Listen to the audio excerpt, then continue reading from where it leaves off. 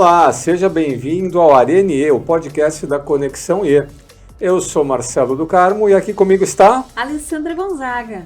Nossa estrela aqui do podcast, né? E hoje a gente vai falar sobre emoções de Páscoa, mas antes deixa eu desejar boas-vindas ao pessoal da Rede Sul. Eu acho que talvez o pessoal vai estar assistindo esse episódio depois da Páscoa, né? Muito provavelmente. Mas pelas redes sociais, né? Eu acho que vai dar tempo ainda, né? Que vai ser vinculado toda sexta-feira às 11 da manhã nas nossas redes sociais. Procura lá no arroba Conexão IE, né, Ali? Cuida, pessoal, que às vezes vai aparecer nos vídeos e às vezes vai aparecer no ao vivo. Esse é um episódio gravado, então vai estar nos vídeos normal. Mas depois a gente coloca tudo lá no como é que chama? No canal, né? No canal da Conexão IE, mas tem um grupo de vídeos ali no canal. Isso, então, mas tem o grupo vídeos e tem o grupo ao vivo. Aí tem o grupo Arena E também, vai estar lá. Exatamente. Pode procurar que vai estar lá todos os episódios do Arena E. Nas nossas redes sociais, arroba Conexão IE, ou então pela Rede Sul, é o canal 55 na UHF, ou o canal 11 aqui para o pessoal da região metropolitana de Porto Alegre, na NET. Exatamente. Né? E a gente vai falar, né, essa semana sobre emoções de Páscoa. E eu fiquei com a tarefa de preparar esse episódio. Só que aí como é que a gente seleciona as emoções de Páscoa, né? Porque a questão da emoção, ela depende de como a gente valora uma situação. Perfeito. Ela é toda baseada em valores e crenças, né, Ali? Qual que é essa relação entre emoção, crença e valor? Sabe que sempre tem essa briga, né? O que vem primeiro, se é o pensamento ou a emoção.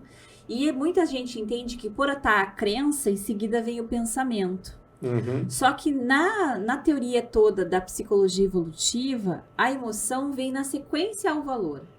Então, a gente primeiro valora o mundo, a gente acha importante ou não importante, legal ou não legal, interessante ou não. Isso é a valoração que a gente dá para o mundo, né? Para as coisas, para os objetos que a gente vive. E né? por isso Pessoas. que dado um fato, um acontecimento, isso gera muita polêmica, gera né? Valor. Diferentes pessoas vão valorar aquilo de formas diferentes. Isso. E aí a gente vai ter uma emoção, uma opinião, um pensamento distinto, porque antes da gente pensar ou se emocionar sobre isso, né, não vou entrar nessa polêmica aqui, É isso. o nosso filtro é o nosso filtro de valor. Exatamente. Isso que a gente sabe, que antes de emoções e pensamentos existem valores. Isso todo mundo concorda. Isso aí. Então eu peguei aqui, eu espero seja interessante para vocês, assim como foi para mim fazer esse episódio aqui. Aliás, um dos poucos episódios que eu me preparei. Eu vi! Ele estava estudando, gente. Eu estava estudando, a responsa, né? Então eu peguei aqui 5 culturas diferentes. Nossa, que legal. 5 pontos de vista diferentes para a gente interpretar o que seriam as emoções de Páscoa.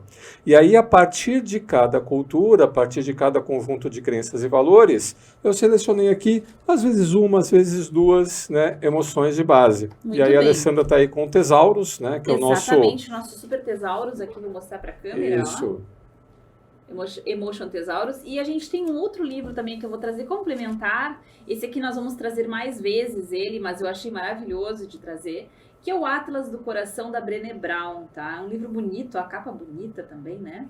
E a gente aqui vai entender, ela tem aqui 87 emoções e experiências que nos definem como ser humano. Muito legal. É isso aí. Então vamos lá. Primeira viagem no tempo aqui. Eu fui buscar lá nas tradições pagãs europeias, né? Antes de cristianismo, antes de catolicismo, antes da igreja romana chegar naqueles rincões lá. E aí o que acontecia nessa época da Páscoa, né? E isso a gente tem até hoje, né, em algumas subculturas lá. A gente está falando isso antes dos tempos romanos. Antes dos tempos romanos, né? A gente está indo lá para os celtas, né? Indo lá para esse povo aí, né? Pré-cristão, antes do cristianismo.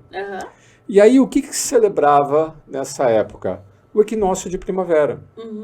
Lá para o hemisfério norte. Lá para o hemisfério norte. Então a gente aqui, né? Imagina a gente lá daqui a pouco a gente está entrando no outono, vamos entrar no inverno, né? E o inverno é duro, né? Sim. Imagina lá no norte da Europa com aquelas metros e metros de neve, né? Sem comida, os dias muito curtos, né? Sem luz do sol, aquele frio. E aí chegava a primavera. Ufa, estamos vivos, era essa a comemoração. Sobrevivemos, né, à primavera, ao inverno, né? Então, o que se comemorava nessa época é a chegada da primavera. E com a chegada da primavera, a renovação da vida e da fertilidade. Que lindo. Por isso que as comemorações, os festivais, incluíam ovos, coelhos, flores, que a gente tem até hoje, né? E como é que assim, um coelho bota ovo? Não. Coitado das crianças, né? É que os ovos, né? Não pensa só no ovo da galinha, né? Os passarinhos, os ninhos, né? Tudo, né? A vida volta, né, na primavera. Então o ovo, o coelho, as flores eram símbolo dessa renovação da vida. Uhum. E o que se comemorava, né? Essa alegria de estar vivo. Uhum. Por isso que eu selecionei aqui a emoção base alegria para Páscoa. Linda. Maravilhoso. E aí, Ali, o que nos fala aí, ó? Muita A alegria, coisa tem o sobre happiness. alegria no Tesauros, né? Um estado de bem-estar ou contentamento, né? Uhum. E joyful, né? Essa alegria de contentar-se. Lembrando que happiness ou felicidade é um estado mais perene e não é uma alegria episódica. Não tem a ver só com um momento que tu tá alegre. Ah, ganhei um ovo de Páscoa, fiquei alegre. Mas eu fico feliz quando eu olho para minha família, quando de repente eu penso na minha vida. Felicidade é uma emoção um pouco mais profunda, do que simplesmente alegria, né? É interessante alguns sinais da emoção, da alegria, né? Da felicidade, algumas respostas mentais. A gente pensa mais positivo quando a gente está feliz. A gente tem vontade de espalhar essa felicidade junto a outras pessoas. Uma das características de uma pessoa feliz é que ela gosta de falar, de estar entre outras pessoas. Ela não se isola, né? O isolamento é um sinal de Sim, por isso que eles faziam esses festivais, né? Eles se reencontravam. Imagina que o camarada ficava lá recluso com a sua família, na sua casa, né? Durante todo o inverno. E aí passou o inverno, a gente vai se reencontrar. Isso. Né? Então, essa necessidade de estar mais com outras pessoas e, portanto, uma emoção que afasta o medo. A felicidade, ela é uma emoção que te tira de perto dos teus medos. É como se a gente diz assim quando tá feliz, nossa, nem parece que tem problema, nem parece que tem boleto para pagar. Porque quando a gente tá feliz, a gente só enxerga o lado bacana da vida, né? Então, é uma emoção maravilhosa e a gente deveria sentir ela mais vezes. Aliás, fazer um parêntese. Esse é o meu feriado favorito, mano. É? E eu nunca consegui explicar muito bem por quê. Talvez agora com o nosso episódio eu explique melhor. Porque as outras emoções que se fazem em família, próprio Natal, ou mesmo Dia dos Pais, Dia das Mães, são umas coisas meio forçadas, assim, tem uma coisa muito forçada de comércio. Aqui a gente tem a questão do chocolate, tem os ovos de Páscoa, mas não é uma coisa assim... É muito o jeito de cada um fazer a sua Páscoa. E eu sempre gostei desse feriado porque o ano já começou, já passou o carnaval, a gente já está envolvido com as atividades de trabalho, a gente já sobreviveu ao carnaval. Se a gente não sobreviveu ao inverno, pelo menos a gente sobreviveu ao carnaval. E aí dá uma sensação de que a vida realmente recomeça. Eu tenho uma coisa muito forte disso com a Páscoa. E uma emoção, felicidade e aqui. Tem filho pequeno, né? E faz a brincadeira do ovo de Páscoa, né? Ah, do coelhinho, a gente fez né? isso com Dá talco. pra ver, né? Nas crianças, né? Essa coisa da alegria, da felicidade da Páscoa. Pena que aqui a gente não tem, como a gente tá no outro hemisfério, né? A gente tá no outono, a gente tá indo pro inverno, a gente não tem aquele ambiente da primavera, né? As coisas floridas, né? Os passarinhos cantando. Ah, mas mesmo assim, no meia estação, a gente está em Porto Alegre, como é uma meia estação gostosa, saiu aqueles calorões terríveis. Eu adoro, né? Aquele friozinho de manhã para botar um casaquinho. Né? Já começa a ter um pouquinho dessa meia estação, que é parecida com a primavera, né? Que legal. Muito bem. Muito bem. Encerramos as tradições pagãs? Tá de bom tamanho já. Então tá de bom tamanho. Agora eu vou, na mesma época, lá para o outro lado. Né? Eu fui buscar nas culturas orientais. Será que os japoneses e chineses também comemoram a Páscoa, Ali? Nossa, eu nunca soube sobre isso. Eu vou descobrir contigo hoje. Nunca soube como é que é isso. Eles não comemoram. Olha, então deve ser por isso. Mas, né, eles também têm essa mesma vibe das tradições pagãs. Lá também, como eles também estão no hemisfério norte, eles têm festivais e festas que comemoram, festejam essa chegada da primavera, ou essa renovação, porque assim como lá para os pagãos, né, olha, começa um ciclo de novo, né, é como se a vida começasse agora. Né? Sobrevivemos à noite do inverno, à noite escura do inverno, agora estamos indo em direção ao dia. E os orientais também, né? Então, apesar de não existir esse termo Páscoa, eles também têm celebrações que acontecem na mesma época do ano. Eu peguei duas culturas, os chineses e os japoneses, né, que são mais próximos aqui de nós. Né? Eu sei que temos coreanos, né, vietnamistas, etc. Vietnamitas, né, mas eu acho que a cultura chinesa, né, e a cultura japonesa estão mais próximas aqui da nossa cultura brasileira. Então eu peguei, por exemplo, na China. Lembro que se comemora mais ou menos nessa época de fevereiro, março, na China, o Ano Novo Chinês. Olha! Né? Então, o Ano Novo Lunar, também está começando né, um novo ano. Então, é uma das celebrações mais importantes, né, do calendário chinês, e é uma festa que se reúne a família, celebra a renovação da vida, o desejo de prosperidade para o ano que se inicia. Então é a mesma coisa, muito parecido, né, do que aquelas celebrações pagãs. Só que não tem a figura do coelho, não tem a figura do ovo da Páscoa, mas tem, né, oferendas aos antepassados, né, então agradecimento aos antepassados que permitiram a gente estar aqui, danças, desfiles, queimas de fogos de artifício, né, aquelas queimas de fogos fantásticas, né, do Ano Novo Chinês. Então, também é uma época de renovação e preparação para um novo ciclo que se inicia com muita alegria, né? Com muita festividade, uma comemoração entre família. Estamos juntos, né? A gente vai começar. Eu achei uma Brené Brown para ti disso. Eu sei que tu não tinha para esse. Opa, vamos lá. A Brené Brown, ela divide as emoções com o que elas provocam em nós. E aí ela tem um agrupamento de emoções que é lugares que nós vamos quando as coisas estão além de nós mesmos. Então, tu falando na questão chinesa e oriental, é como se a gente cruzasse uma fronteira. Então, eu senti um pouco desse mundo aqui. Um mundo de curiosidade, de encantamento em torno do novo, do diferente que a gente está falando. É interessante, né? Porque junto com o Ano Novo, né? Tá que ano que vai ser esse, né? Exatamente. Então, o pessoal recebe o Ano Novo, mas assim... Peraí, né? Deixa eu me preparar, né? Que Porque bicho que é esse? Qual é o bicho desse ano? É o galo? É o galo de madeira? É o galo da água? É o galo não sei das quantas? Então, porque eles têm... coelho por agora? Eu acho que foi ano passado, né? Não sei qual é o bicho desse ano. Depois, procura aí qual que é o bicho desse ano, né? O animal que rege, né, esse Ano Novo Chinês. Mas cada ano, aqui né, agora, tem um animal e esse animal ele traz assim, olha... Te prepara, né? Mas também é esse mesmo espírito, né? Te prepara que esse ano vai ser assim. E como toda previsão astrológica, tem o lado bom e o lado, né, de pé atrás. Então tem coisas boas que você pode esperar do ano e coisas não tão boas assim que você pode se preparar para enfrentar esses desafios. Mas é esse espírito, né? Um espírito de renovação e de preparação para o ano que se inicia. Vai, procura a próxima enquanto eu vou ver que ano que é. Não, a próxima eu vou falar do Japão. O que acontece no Japão agora? Sabe o que acontece? O quê?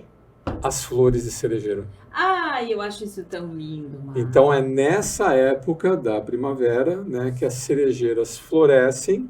E aí o festival, espero estar pronunciando corretamente, né? É o Hanami. Não acredito, desculpa aqui, Marcos. Desculpa, diga. Achei. O Ano Novo Chinês de 2023 é o coelho. Pronto. Deu essa super coincidência. O ano do coelho. Eu sabia que eu tinha ouvido falar disso. E o que é o ano do coelho? Olha só, as características desse signo irão guiar nossas atitudes, pensamentos e nossas emoções. Opa! Olha, o ano do Arenê lá. O ano do Arenê. No Ano Novo Chinês. Vamos traduzir para o mandarim aí o Arenê. Muito bom, gente. Legal. Então, no Japão é a época da temporada das flores de cerejeira. Então, essa celebração do Hanami. Né? Então, é uma época em que as pessoas saem para apreciar a beleza das flores, fazer piqueniques, celebrar a chegada da primavera. E também juntinho tem outra celebração, que é o Kodomo, né? Que é o Dia das Crianças. Olha! Né? Então, um dia para honrar e celebrar o crescimento e o bem-estar das crianças. Então, você vê que tudo muda é associado. Um pouquinho, né? Tudo associado. Mas essa chegada da primavera e festejar as crianças. Muito né? bom. Que legal, né? Então tem uma consciência, tem uma ressonância muito grande entre essas culturas, né, orientais e as culturas, né, tradicionais pagãs europeias, né? Aí depois, né, veio a cultura cristã, e aí tem toda uma série de outros significados, né, a judaico-cristã, e emprestaram ou atribuíram outros significados também a essa época. Mas você vê que a gente vive meio assim um pouco de sincretismo, né? Porque embora termos essa orientação judaico-cristã, a gente ainda mantém o ovinho da Páscoa, mantém, né, o coelhinho, mantém... Sempre tem, né, o sincretismo religioso. As guirlandas, né, de flores, etc. Então a gente ainda herda um pouquinho dessas culturas sem saber muito bem por que a gente está fazendo isso. Isso é o que eu acho que é o mais triste do nosso tempo. Eu acabei trazendo uma outra emoção aqui. É a gente perder o link do significado das coisas. Perder da onde as coisas vêm, né? E por isso que eu acho bacana a gente poder fazer episódios como esse e nas datas comemorativas a gente relembrar essas coisas. Porque legal. A gente passa por isso sem saber, né? E olha só, a base dos orientais, então, essa renovação da vida, a prosperidade, né? O bem-estar, né? Então é um peacefulness, é um bem-estar, é uma satisfação. Que legal, que bom estar aqui nesse começo de ano, mas também uma expectativa com relação à prosperidade. Aí tem toda, por exemplo, no caso dos chineses, né? Todas as superstições e amuletos, e assim como a gente tem aqui no Ano Novo, né, de pular as ondinhas, né, lá o pessoal tem que comer o bolinho de não sei das quantas de arroz, né, tem toda uma série de mandingas, vamos dizer assim, para tentar... Rituais, né, para favorecer, né, a boa sorte, né, nesse ano que se inicia. Mas é tudo muito cheio, assim, de prosperidade, de bem-estar e esse espírito de renovação. Por isso que eu selecionei a emoção da satisfação, Ali, que é a emoção muito número legal. 7 aí no Vamos nosso lá. Depois tesauros. Eu quero pegar a minha do Onda, eu vou deixar aqui. ela marcada. Isso. Tá. Número 7 no Tesauros. Vamos lá. Como é que é o nome dela? Satisfação. Isso. Eu lembro sempre do... I Can't Get No. Mick Jagger. Vamos lá. O estado de estar contente ou completo, né? Sensação de completude. E que é o que a gente diz quando a gente faz uma boa refeição. Estou satisfeito, né? Que eu lembro do festival da cerejeira, né? Dos japoneses admirando a perfeição da flor de cerejeira, né? Uma vida procurando uma flor perfeita, não seria uma vida em vão. Então essa sensação de tudo está onde deveria estar. Isso. Né? Então, tranquilo. Isso mesmo. Estamos de boas. Me lembrei da Enrolados, tem um momento em que ela diz, estou onde devo estar, né? Vejo enfim a luz. Vejo enfim a luz brilhar, né? Então é exatamente isso, uma sensação de alegria depois de um trabalho bem feito. Olha isso só. dá uma satisfação muito grande. Olhar adiante, né? E tentar já imaginar um bem merecido descanso. Então, quando tu termina um grande trabalho, tu diz, bom, agora eu posso relaxar porque eu consegui entregar o que eu precisava entregar. Essa sensação de alívio que dá depois de ter passado por alguma dificuldade, inclusive, né? Que foi, no caso aí, o inverno que a gente estava falando. Sim. No nosso caso do Brasil, o carnaval. Para alguns, o verão tórrido aqui de Porto Alegre, né? O Forno Alegre. Que sobreviver ao verão também não é pouca coisa, gente. Fala sério, o verão de Porto Alegre. Né? Fazendo as devidas proporções, né? Para um país tropical, né? A gente sobreviveu ao verão, A gente sobreviveu. Sim, aqui a gente ainda tem no sul a questão da seca, né? A dificuldade das lavouras. Então, quando vem essa época de outono, as águas de março, né? Isso. A água representando a vida, né? Poderia ter Tem um a ver, Tem, claro que tem a ver. Mais uma vez, mas como outras emoções positivas, isso é comum nas emoções agradáveis, que são as positivas, a gente tem vontade de compartilhar o nosso mundo com outras pessoas. Então, quando a gente está se sentindo bem, um dos efeitos colaterais é essa vontade de compartilhar, de ter mais pessoas ao nosso redor. E isso mostra que se você está muito isolado, você tem 2 efeitos colaterais se você está muito isolado. Você está colhendo emoções negativas, porque você não está conseguindo alimentar-se de pessoas, e as pessoas alimentam a gente. Claro que eu sei que tem gente que suga a gente, né? Uhum. Mas quando a gente se sente bem, é porque a gente está se alimentando da energia das pessoas. Alimentando num bom sentido, não é sugando, tá, gente? É multiplicando. Uhum. Então, essa sensação de bem-estar ao estar cercado de pessoas. É não prestar muito atenção ao que te cerca. Isso é interessante. Também, quando a gente está mais satisfeito, a gente para de olhar os detalhes.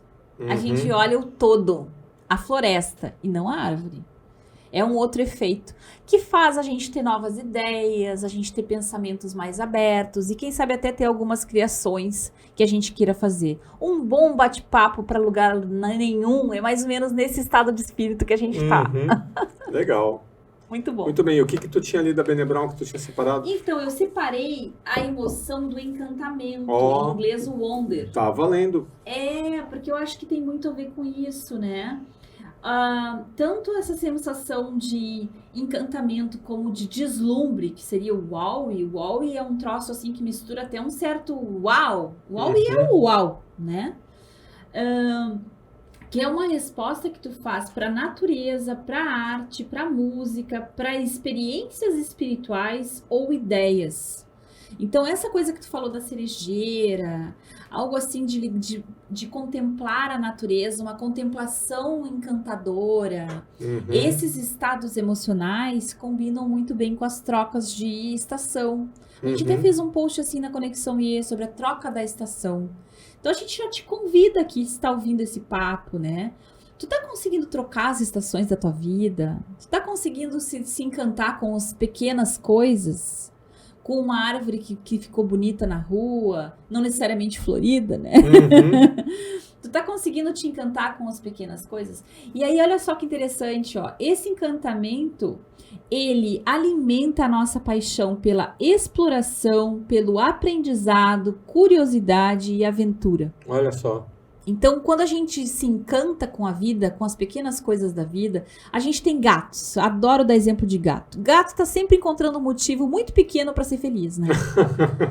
Ou pra tá tudo bem. Pra tá tudo bem de boas, né? Qualquer pedacinho de papel é uma maravilha, qualquer saquinho de supermercado é fantástico, qualquer caixa de papelão. Sim. Então, esse bem-estar e de brincar um pouco com a vida te faz explorar, ser curioso e estar aberto ao aprendizado. Olha lá, que legal. Agora vamos para um momento polêmico aqui do podcast Arinier, né, que eu vou pegar, né, a Páscoa para os cristãos. Né? E por que assim, polêmico? Vamos lá. Por que polêmico? Lembra que antes do cristianismo lá na Europa, era um festival de alegria, comemoração, etc, etc. E aí teve toda a questão da transição da religião cristã, né, se sobrepondo às religiões pagãs. Exato. E aí, muitos dos significados, às vezes, eles iam diametralmente opostos à cultura vigente na época, até para forçar essa transição, por isso é polêmico. É para deixar o povo mais quieto um pouco também, porque o povo era muito cheio de festa. Por isso que a Páscoa cristã começa na Quaresma. Exato. O que é a Quaresma? 40 dias, né, começa na quarta-feira de cinzas, depois do Carnaval. Exato. Né, termina no Domingo de Ramos, que marca a entrada de Jesus em Jerusalém para a cultura cristã. Mas durante a Quaresma, jejum, oração, penitência, reflexão, tudo que tu fez de errado na vida. Tudo que tu tá fazendo de errado. Então te aquieta. Te aquieta. Vamos comemorar. Não. Senta aí. Senta e pensa. No nosso caso combina. Nosso caso combina. Depois do carnaval é bom dar uma pensada. Bom dar uma pensada. Porque o pessoal se preocupa com o que gastou e como é que vai fazer para pagar. Mas vai falar, não, vamos comemorar, vamos para falar. Não vai comemorar. Agora chega de comemorar. Aí. Deu mas eu já fiquei o inverno todo. Não, mas senta aí mais um pouquinho. Olha só que, né? Por isso que eu falei que era um momento polêmico. Então, né, durante a celebração da Páscoa, que tem essa extensão que começa na Quaresma, é para a gente pensar em tudo que a gente fez de errado. Nossa, é pesado isso. É pesado. E aí, e agora, né, quem poderá nos salvar? E aí, na religião, né, cristã, na religião católica, Jesus, né, ele acaba se sacrificando para perdoar os nossos pecados. E aí já vem uma emoção muito forte, só de pensar nisso. Isso, e aí o que acontece, né? Qual que é a mensagem da Páscoa? Se você, né, for um camarada temente a Deus, etc, etc, fica tranquilo que você também vai receber a vida eterna, mas não abusa, né? Então, é toda uma emoção assim voltada para a reflexão. Então tem um misto assim de culpa, penitência, resiliência, mas também uma esperança, né? Que se eu for temente a Deus, né? Se eu seguir, né, os mandamentos, né, de Deus, eu vou alcançar a redenção lá na frente. Mas a emoção base durante toda a Quaresma é essa reflexão sobre a culpa. Inclusive a culpa do que foi feito, né, com o Messias, né?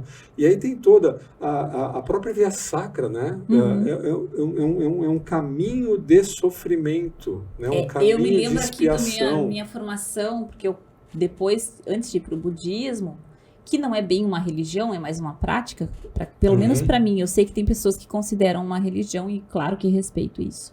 Mas para mim é uma prática, né? É interessante que eu fiz formação católica, fiz crisma, né? Fiz tudo isso daí, primeira comunhão.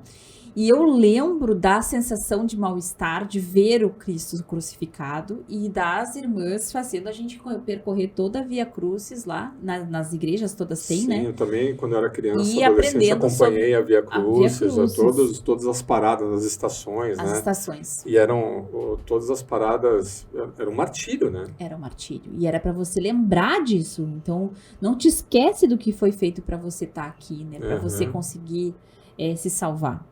Por isso que eu selecionei a culpa, né, como emoção de base para inclusive, havia... Aí não vou saber explicar, e a ignorância, para quem conhece, desculpa a nossa ignorância, mas eu sei que havia uma afirmação que se fazia logo no começo, que quando você fazia uma confissão, você tinha que abater no peito e dizer minha culpa, minha máxima culpa. Sim. Então, sem dúvida, são muitos os rituais para reforçar a culpa. Tanto é que a gente fala da famosa culpa católica, né? Isso aí, a famosa culpa católica. Muito bem. Então, o que é a culpa? Essa é uma emoção muito forte, cheia de meandros e significados ao redor dela. Eu acho importante a gente falar do valor da culpa para a construção da nossa moral, porque uma pessoa que ela não tem culpa, ela pode ser, inclusive, um sociopata. Inconsequente, né? Um inconsequente, ela pode ser uma pessoa antissocial, né? No melhor das hipóteses, né? Ou seja, a culpa, ela funda em nós o lugar do outro. É um freio social, né? Exatamente. Ela diz para nós o quanto nós e as nossas ações podem influenciar no que o outro faz. Então, ela é extremamente importante para a nossa sociedade. Mas, ela é uma emoção também extremamente aterradora para o nosso mundo emocional. E uma pessoa pode ficar presa num ciclo de culpabilidade que vai começar a combinar também com arrependimento e que ela pode ter muita dificuldade de sair disso e virem uma série de outras de emoções negativas e, é claro, a tristeza que acompanha tudo isso. Definição de culpa. Um sentimento de ter ofendido algo real ou imaginado. Olha só alguns sintomas internos da culpa. Uma sensação de aperto no peito, a pele mais sensível, uma sensibilidade à flor da pele. Olha que interessante. Dor nas costas ou na garganta, na base da garganta. Nossa. Tu não consegue mais engolir aquilo que faz, olha só. Um estômago que, acima do estômago, perda, inclusive, de apetite. Né? Assim, eu não quero colocar mais nada porque eu tô cheio de coisas que eu não consegui digerir, né? Então, aqui fala até a questão física de como é que ela desce em nós. E algumas respostas mentais. Essa aqui eu achei a mais interessante. Reviver o que aconteceu e fazer isso ser maior na sua mente. Então, aquilo é pequenininho e você faz aquilo ser gigante. Porque você fica revivendo e remoendo aquela situação. Então, é uma emoção extremamente aflitiva, né? Exatamente. Porque tu entra ali numa espiral de aflição e não sai dali, né? Ela é extremamente aflitiva. ela acaba sendo, então, uma espécie de auto-luto, auto-perda, uma sensação de ficar lidando com a própria perda. A vontade de querer voltar atrás e mudar o que aconteceu. Aí que vem o arrependimento, que a gente estava falando, tá junto, né? Sensação de ansiedade, desejo de confessar ou distribuir essa dor com alguém, esse peso com alguém. Então, uma vontade de conseguir compartilhar esse peso e que as pessoas até confirmem o teu peso, né? Paranoia, inabilidade de se concentrar em alguma coisa. Ou seja, é uma emoção extremamente aflitiva a culpa. Olha lá. Interessante, né? Interessante. Por isso que a gente fica assim, né? Essa sensação de quem professa a fé católica, né? Como é que eu vou conciliar, né, essa sensação de culpa e de reflexão com a alegria da Páscoa, né? Com as crianças. Deve ser muito difícil, especificamente para as crianças, para né? isso tem o sábado de aleluia. Eu, pelo menos, me lembro do sábado de aleluia nessa sensação, né?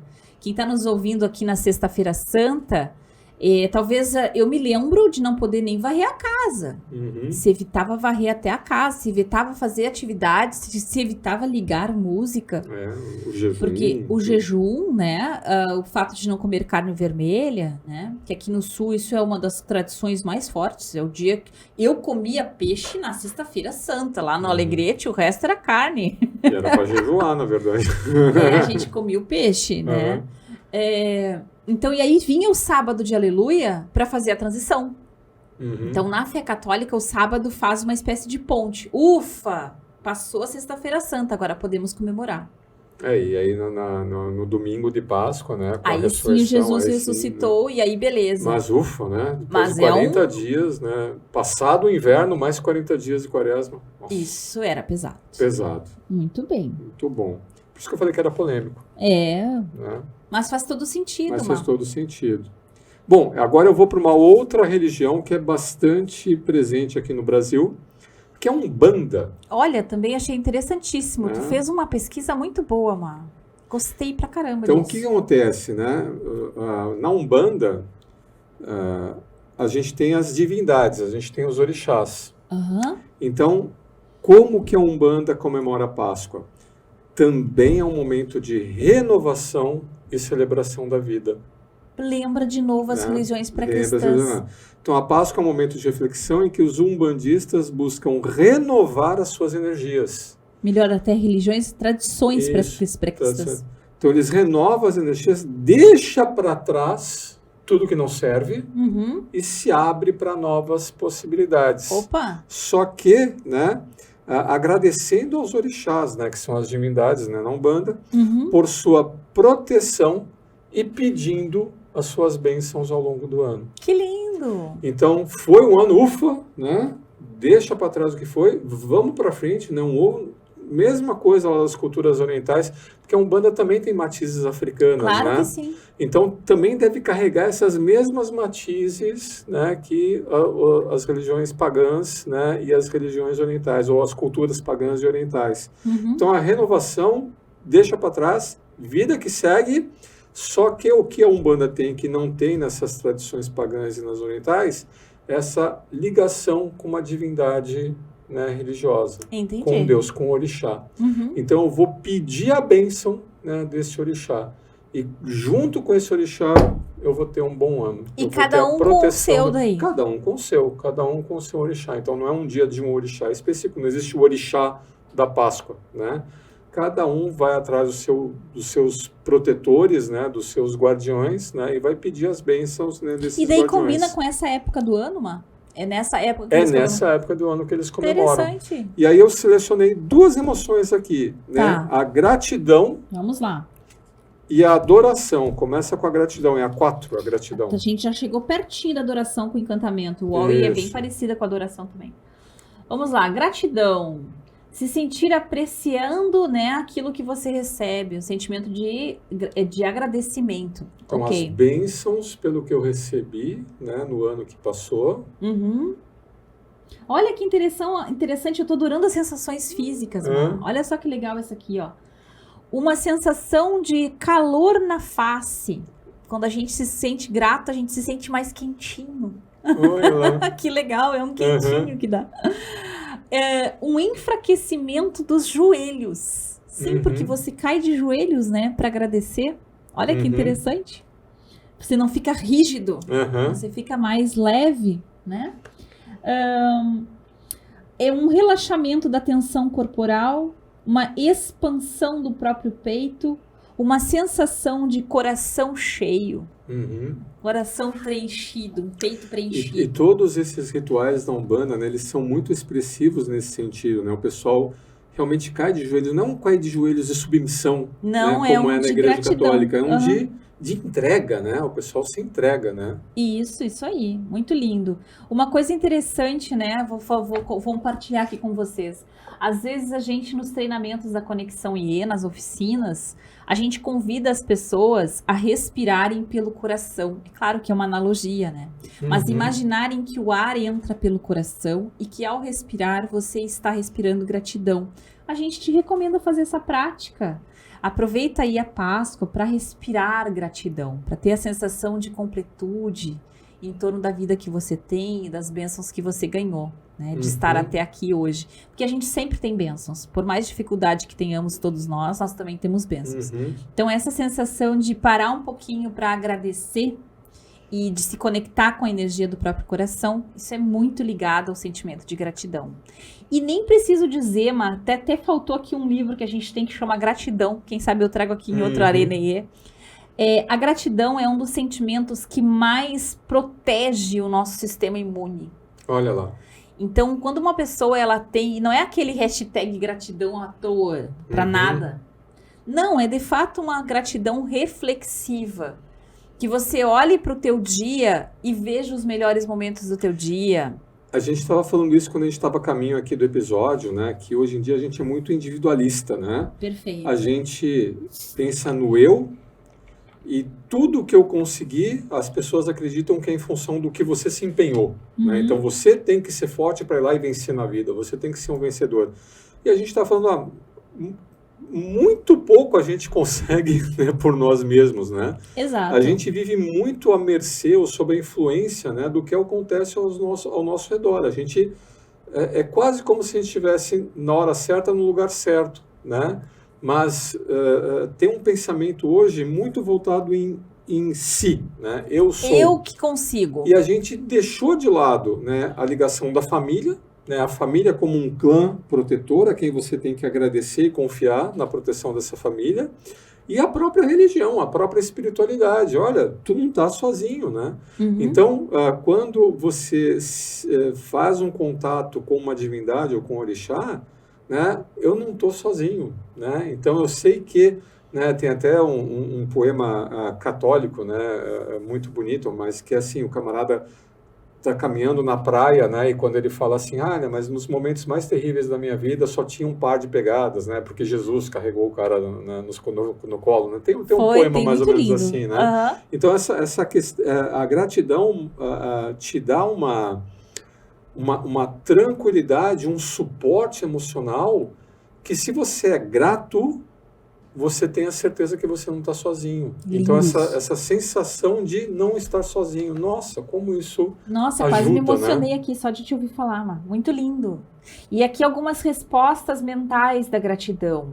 O desejo de retribuir. A vontade de fazer pelos outros também. Ela se multiplica, né? Então, tu quer provocar nas pessoas o bem-estar também quando tu está grato. Se sentir acima de qualquer sentimento, se sentir o que eles chamam em inglês de overwhelmed, cheio de sentimentos bons, num jeito bom. Vontade de beber, opa!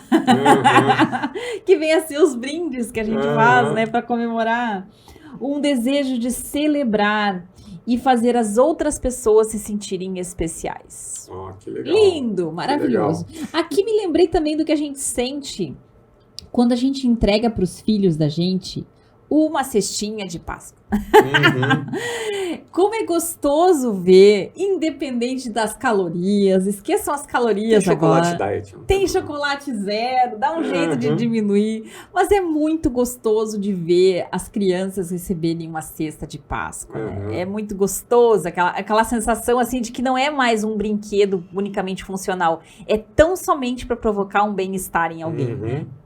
Legal. E a outra emoção que eu juntei foi a adoração, que é a emoção 5 aí, ó. Vamos lá, adoração.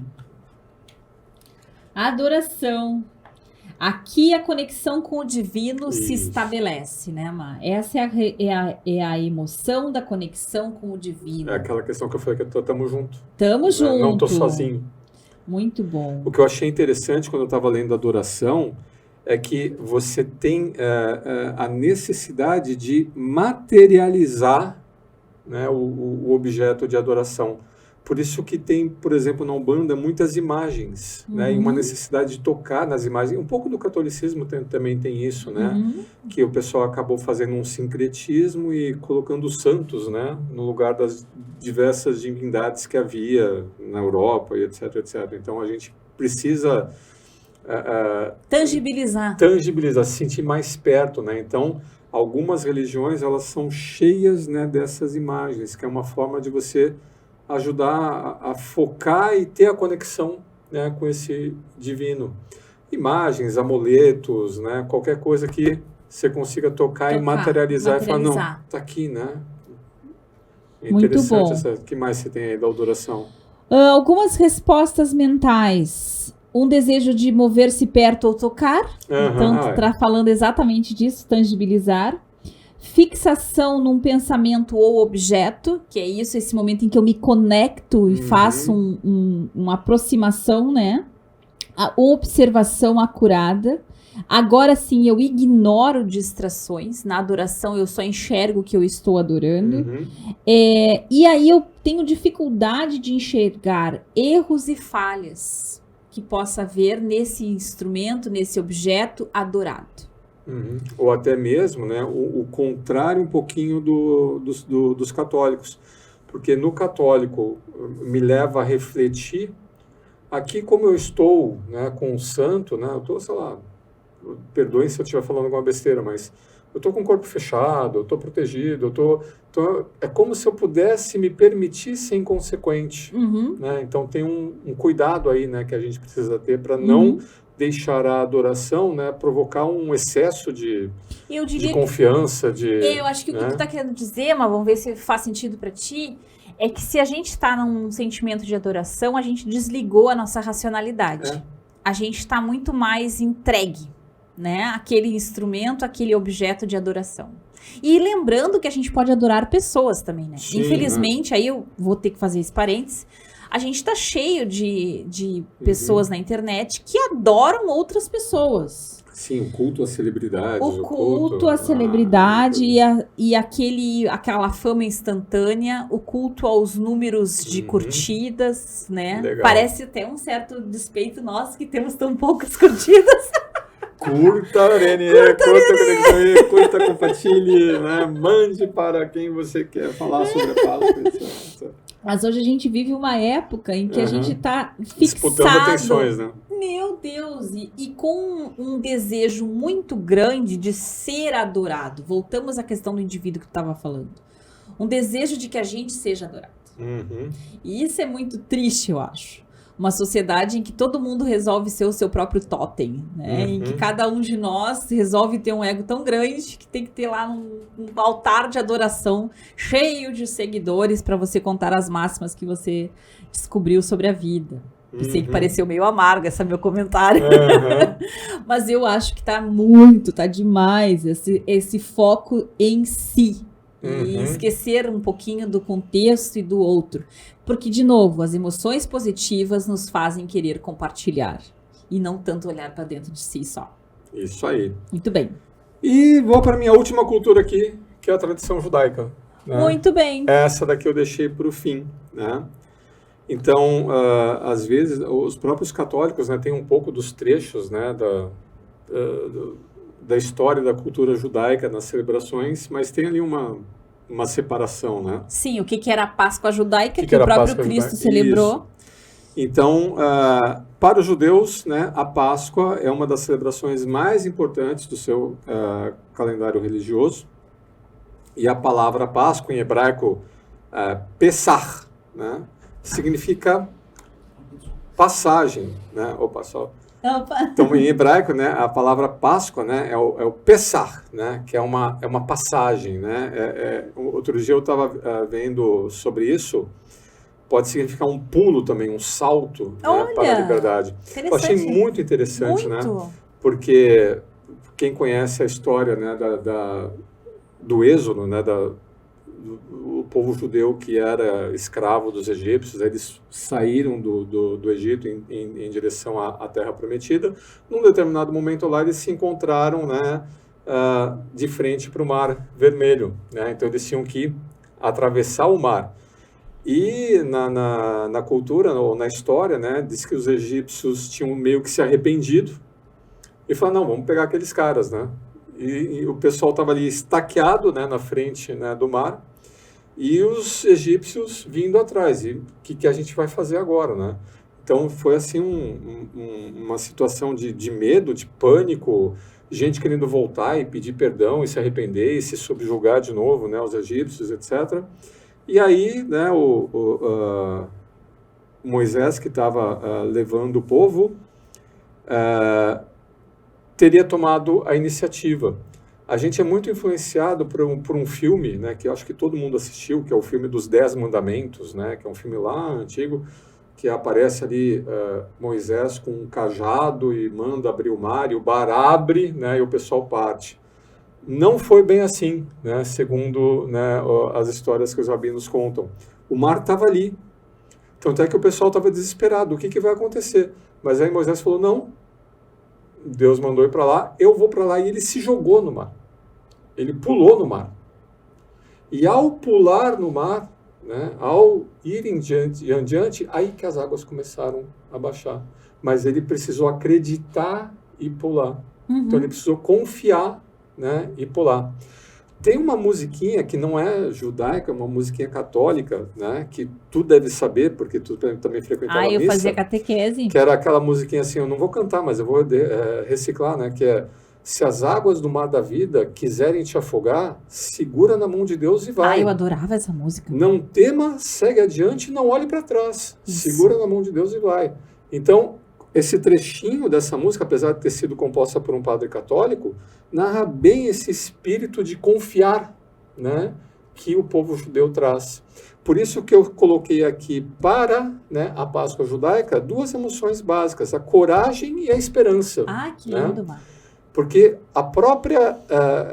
imagina os caras há décadas, né, confortáveis ali ou submetidos a uma escravidão. Fala, não, vamos sair daqui, vamos embora. Mas vamos embora para onde? Vamos para lá. Deus vai prover, né?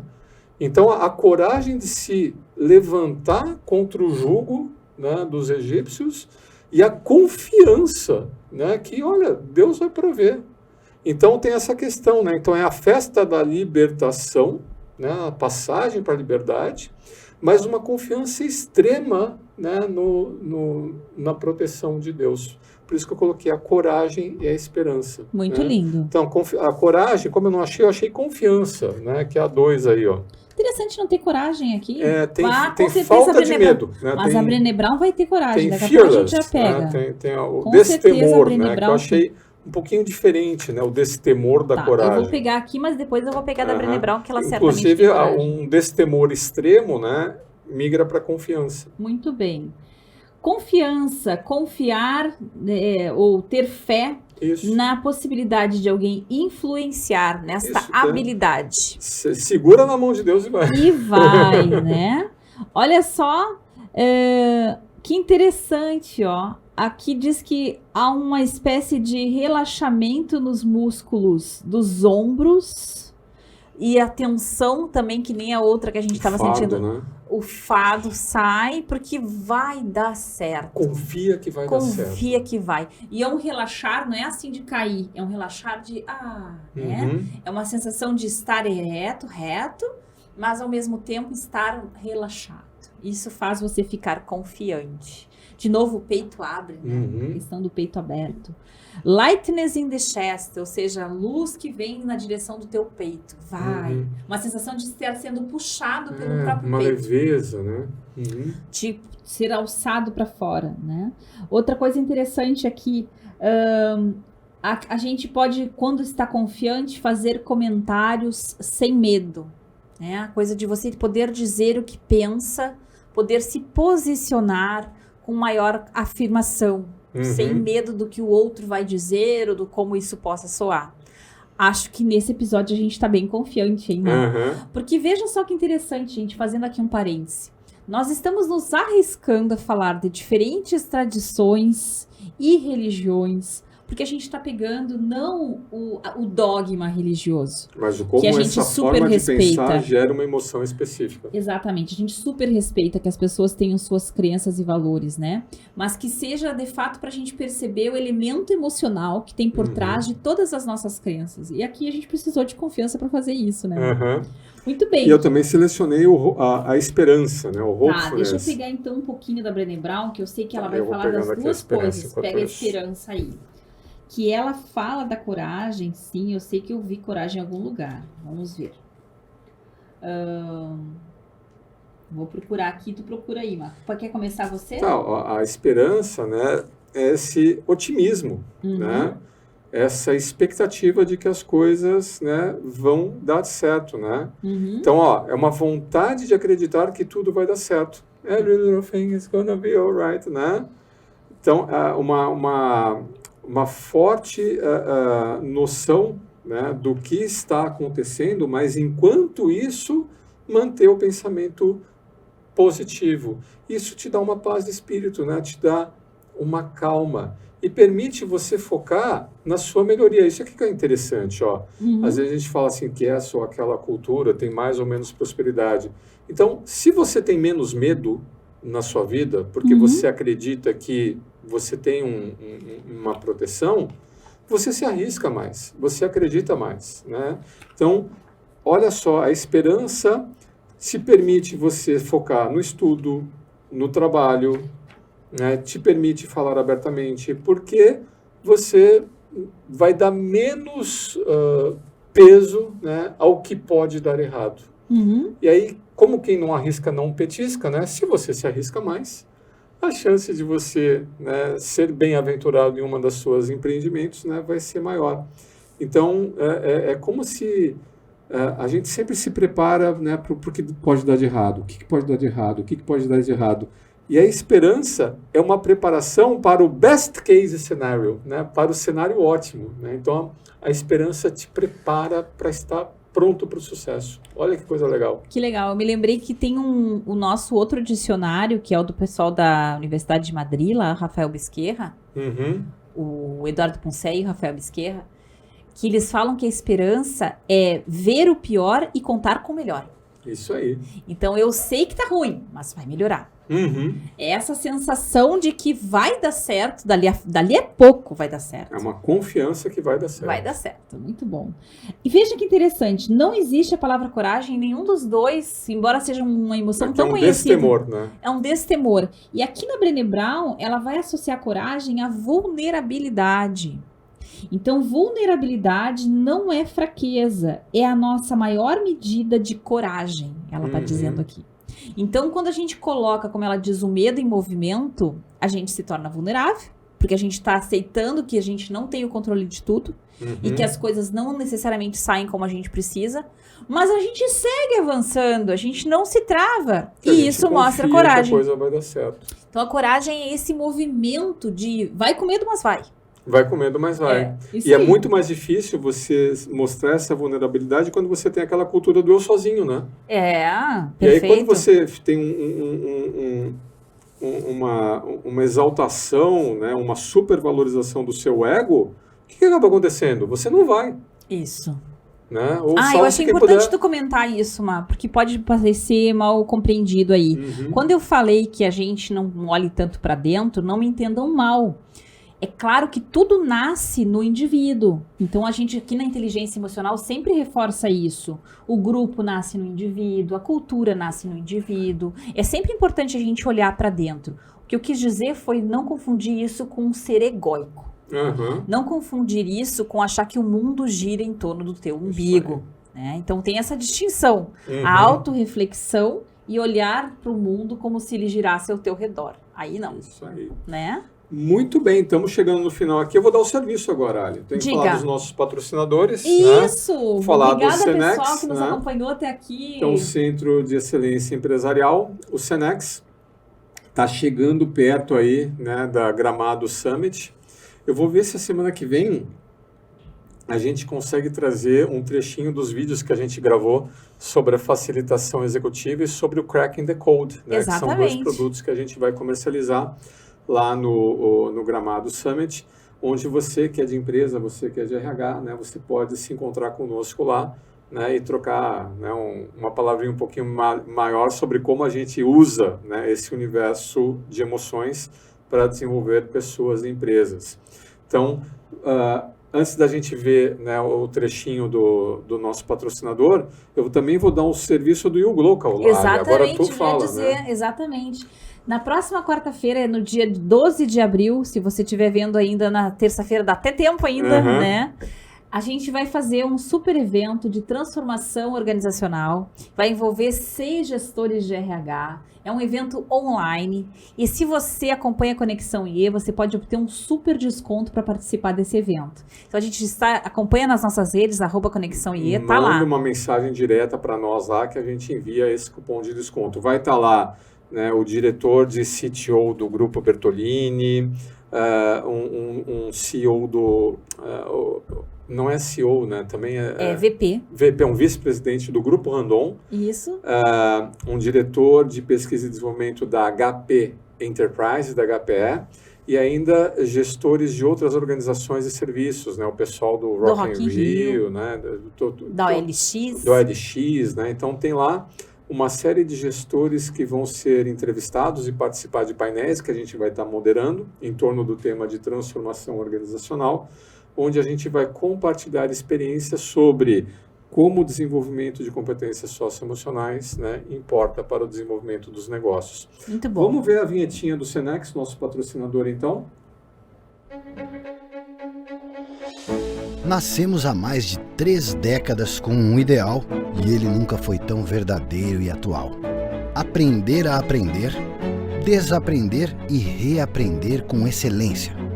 Nossa excelência é sobre despertar e viver máximos potenciais. O comportamento está sempre no centro de tudo que foi feito ou deixado de fazer. Resultados são consequências disso. Ser constante, assumir protagonismo e se manter relevante. E o sentimento é que estamos sempre só começando. Muito bem, então vamos aproveitar essa deixa, né, sempre só começando, né, e desejar um bom recomeço, né, nessa Páscoa para você que está nos assistindo ou que nos assistiu, infelizmente, né, tem esse delay aí. Ainda deve ter algum ovinho de chocolate para quem está nos assistindo na terça-feira. Então come lá um pedacinho do chocolate que sobrou, né, e lembra, né, desse sentimento de renovação, de esperança, de confiança, independente da religião que você professa. Uma boa Páscoa para você, né, Ali? Isso aí. Muito obrigada, pessoal, que nos acompanhou até aqui. E até o próximo Arena IE. Isso aí. Até mais.